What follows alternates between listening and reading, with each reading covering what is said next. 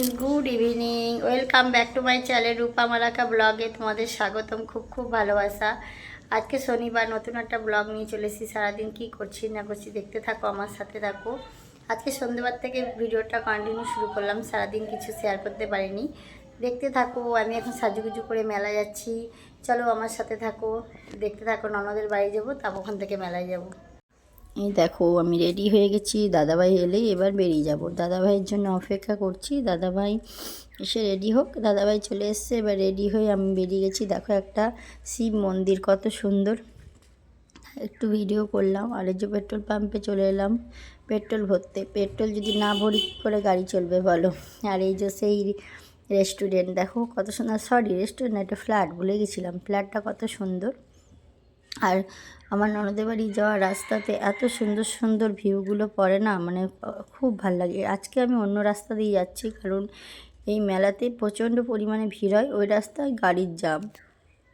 দেখতেই পাচ্ছ এত সুন্দর লাগছে না জায়গাগুলো। আর এইগুলো হচ্ছে তোমরা জানি না তোমরা জানো কি না, বোলপুর শান্তিনিকেতন শুনেছো কি না, শান্তিনিকেতনে মেলা দেখতে যাচ্ছি। আমার ননদের বাড়ি হচ্ছে বোলপুর শান্তিনিকেতন। দেখতেই পাচ্ছ এখানে রবীন্দ্রনাথ সবটা, মানে বেশিরভাগ রেস্টুরেন্ট আর কলেজ, গেস্ট হাউস, আর কলেজগুলোতে প্রত্যেকটা রবীন্দ্রনাথ ঠাকুর দেখতে পাবে। এখানে রবীন্দ্রনাথ ঠাকুরই বিখ্যাত, তোমরা তো জানো শান্তিনিকেতনে। আর দেখতেই পেলে চলে এসে বসেছিলাম, তারপরে একটু পরেই রেডি হয়ে বেরিয়ে গেলাম। দাদাভাই আর আমি এই যে বাইরে দাঁড়িয়ে একটু গল্প করছি। দেখো এই মেলার দিকে যাচ্ছি, এখন বাজে 9:20। কে বলবে বলো কতটা ভিড় মেলাতে। আস্তে আস্তে ফাঁকা হয়ে গেছিলো। আজকে মেলার শেষ দিন, কিছু কিছু দোকানও উঠে গেছিলো। যেন তো আমার ছেলে জন্মদিন ছিল, যার জন্য ঘরের কাজের জন্য আমরা দেরি করে গেলাম। আর কিছুদিন আগে গেলে আরও কিছু তোমাদের সাথে শেয়ার করতে পারতাম। এই শান্তিনিকেতন মেলা হচ্ছে একটা ফেমাস বিখ্যাত মেলা। এই মেলাতে অনেক কিছু পাওয়া যায়, কিন্তু দুঃখের বিষয় আমি তোমাদের সাথে সেইভাবে কিছু শেয়ার করতে পারলাম না। কারণ দেখতে পাচ্ছ আমার ছেলে একটা পিৎজা নিয়েছে, এটা হচ্ছে পনির পিৎজা। যাই হোক বলি, এই মেলাতে অনেক কিছু আছে, আর এই মেলাতে বহু দূর দূর থেকে মানুষ আসে এই মেলা দেখতে। এর পরের বারে অবশ্যই তোমাদের সাথে ঘুরে দেখাবো। এখানে মিউজিয়াম আছে, মিউজিয়ামে সমস্ত মানে নানা রকম মানুষের জিনিস, মানে জিনিস বলতে কি, মানে হাতের হস্তশিল্পী জিনিসগুলো বানিয়ে তারা মিউজিয়ামে আনে, দেখতে খুব সুন্দর লাগে। দুঃখিত যে আমি শেয়ার করতে পারলাম না, একদিন ঠিক তোমাদের সাথে শেয়ার করব, পরের বছর চেষ্টা করব। দেখতে পাচ্ছ এখানে ব্যাগ মেলায় যেরকম জিনিস পাওয়া যায় সেগুলো তো আছে, তার সঙ্গেও কিছু কিছু জিনিস আছে যেগুলো বিখ্যাত। যেরকম এখানে বিশেষ হচ্ছে কাঠের জিনিস, তারপরে পিঠে পাওয়া যায়। চলো তোমাদের সাথে শেয়ার করছি। এখানে ফুলগুলো এতটা সুন্দর, আমার উপর রুমটা যদি কমপ্লিট হতো তাহলে আমি নিতাম, এখন নিয়ে না নষ্ট হয়ে যায়। আমি ওই সাদা ফুলগুলো নিয়েছি অনেক দিন আগে, বিশ্বাস করো ফুলগুলো নষ্ট হয়ে গেল, আস্তে আস্তে খুলে যাচ্ছে, যার জন্য আর রিস্ক নিলাম না। তবু ইচ্ছা করছিল এই বড়ো ফুলদানিটা, কিন্তু তোমাদের দাদাভাই বললো এখন নিও না, নষ্ট হয়ে যাবে, ঘরটা কমপ্লিট হোক তারপর নেবে। ঠিক আছে, তার জন্য একটু দেখে রেখে দিলাম।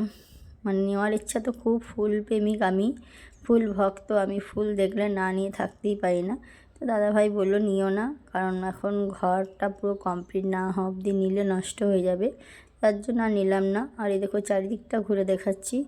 এখন একটু কানের দেখতে এলাম, বেশ কানেরগুলো ভালো ছিল, কানেরটা নেওয়ার ইচ্ছা ছিল, কিন্তু বিশ্বাস করো মেলায় ঘুরতে ঘুরতে দেখতে দেখতে আর কানের নেওয়া হয়নি। সেরকম কিছুই কেনাকাটা করিনি, কারণ মেলা ঘুরতে ঘুরতে না অনেক দোকান উঠে যাচ্ছিল, অনেক দোকান বন্ধ হয়ে যাচ্ছিল। এই দেখো রবীন্দ্রনাথের সামনে আমি একটু শ্যুট করে নিলাম, তোমাদের সাথে শেয়ার করলাম। আর শান্তিনিকেতন মেলার বিখ্যাত হচ্ছে রবীন্দ্রনাথ, এমনিতে শান্তিনিকেতন না, রবীন্দ্রনাথের জন্যই বিখ্যাত শান্তিনিকেতন। তোমরা নিশ্চয়ই জানো এখানে শান্তিনিকেতনে আছে একটা তাল গাছে, যে পড়াশোনা করতো বটগাছের তলায় বসে, সেগুলো সবই আছে, একদিন তোমাদের সাথে অবশ্যই শেয়ার করব।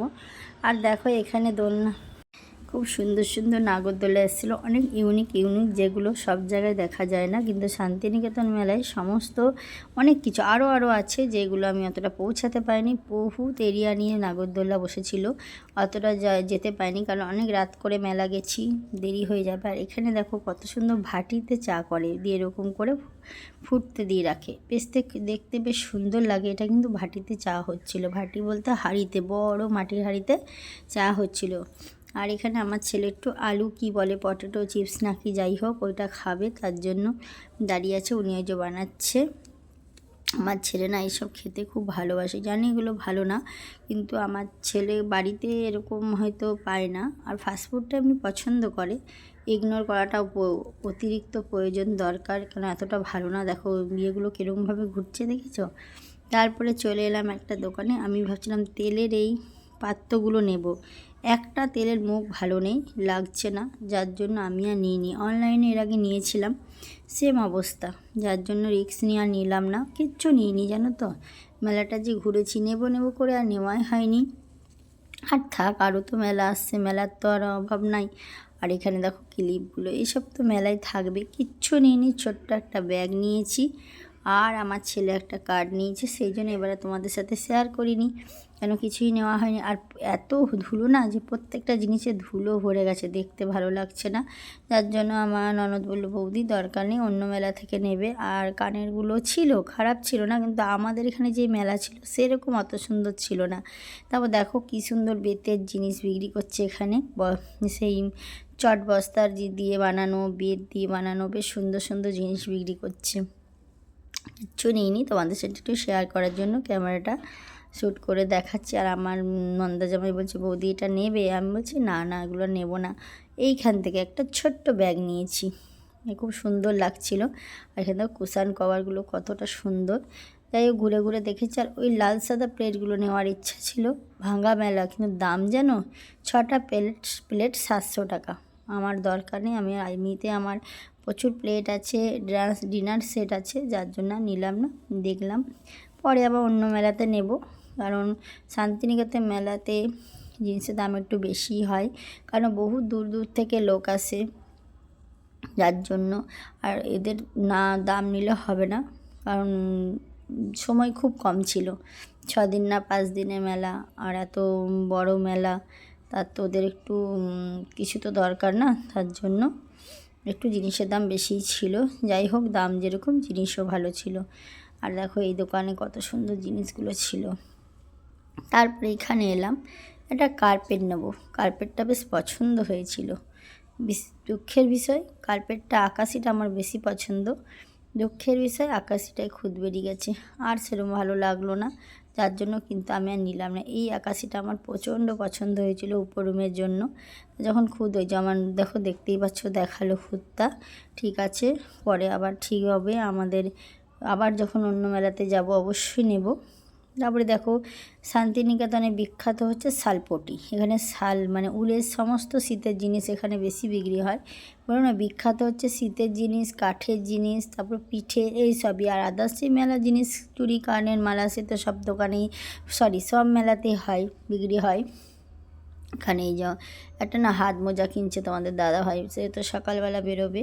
আর এই জুতোগুলো আমার ভাগ্নির জন্য দেখছিলাম, বিশ্বাস করবো না এত দাম, এই জুতোর দাম বলছে 400 টাকা। এটা কোনো দিন হয়? তোমরা বলো কমেন্টে। দাম এতটা পরিমাণে যে কিচ্ছু নিতে ইচ্ছা হয়নি।